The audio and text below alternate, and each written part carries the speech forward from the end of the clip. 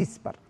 और आइए अब इसी के साथ बढ़ते हैं आगे। आपको बता दें कि दशकों तक लाल आतंक के साए में जीने वाला बस्तर अब विकास की मुख्य धारा में तेजी से आगे बढ़ रहा है।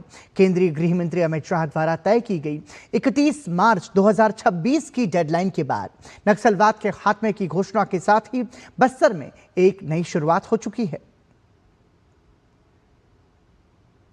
4 से 5 दशकों तक नक्सल हिंसा से प्रभावित रहा छत्तीसगढ़ का बस्तर इलाका अब शांति और विकास की राह पर है। जहां कभी गोलियों की आवाज गूंजती थी, वहीं आज स्कूलों की घंटियां सुनाई दे रही हैं। बच्चे अब निडर होकर स्कूल और आंगनबाड़ी केंद्रों तक पहुंच रहे हैं। मुख्यमंत्री विष्णुदेव साय का कहना है कि नक्सलवाद का अंत ही पर्याप्त नहीं, बल्कि 4 दशकों से विकास से वंचित बस्तर तक विकास पहुंचाना सबसे बड़ी प्राथमिकता है। कि नक्सलवाद समाप्त करना ही पर्याप्त नहीं है, बल्कि जो क्षेत्र उस क्षेत्र के लोग जो 4 दशक से विकास से अछूता हैं, वहाँ पर विकास भी पहुंचाना पड़ेगा। छत्तीसगढ़ सरकार के करीब 17 विभाग और 40 से ज्यादा व्यक्तिमूलक योजनाओं को वहाँ पर पहुंचाने का काम कर रहे हैं। आज 400 गांव से ज्यादा गांव आबाद हो चुके हैं।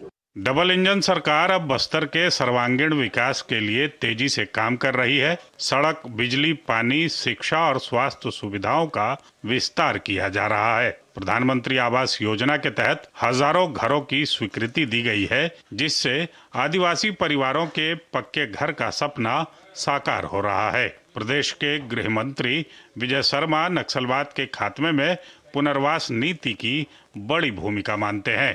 छत्तीसगढ़ प्रदेश नक्सलवाद के उस दंश से, उस उनके आर्म्ड कैडर से मुक्त हो चुका है। भारत के जड़ में लोकतंत्र है, मन मन में लोकतंत्र है और उस लोकतंत्र ने उस माओवाद पर विजय प्राप्त की है।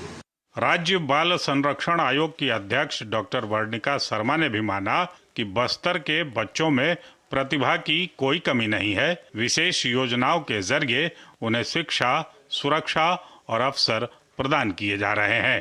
कह सकते हैं कि अब हम भयमुक्त छत्तीसगढ़ के निवासी हैं, लेकिन जैसे कहा जाता है भयमुक्त तो हम हो गए हैं, पर हम एक बड़ी ट्रांजिशन के दौर में हैं। मुख्य धारा में लौटे एक पुनर्वासित युवक ने बताया कि पहले जंगल में जीवन बेहद कठिन था। बारिश में उफनती नदियों के बीच रहना पड़ता था। जंगल में परेशानी रहती है, धूप काल में ना छांव मिलता है, ना और बारिश समय में चलना पड़ता है, नदी नालों को पार करना पड़ता है। कभी भय और हिंसा का प्रतीक रहा बस्तर अब विकास, विश्वास और अवसर का नया केंद्र बन रहा है। यह बदलाव सिर्फ सुरक्षा का नहीं, बल्कि एक नए भविष्य की शुरुआत है। आने वाले समय में बस्तर के लोगों का, बस्तर जो वनांचल इलाका है, उसका तेजी से विकास हो, इस दिशा में सरकार लगातार काम कर रही है। Sandeep Singh Thakur, DD news, Raipur, Chhattisgarh.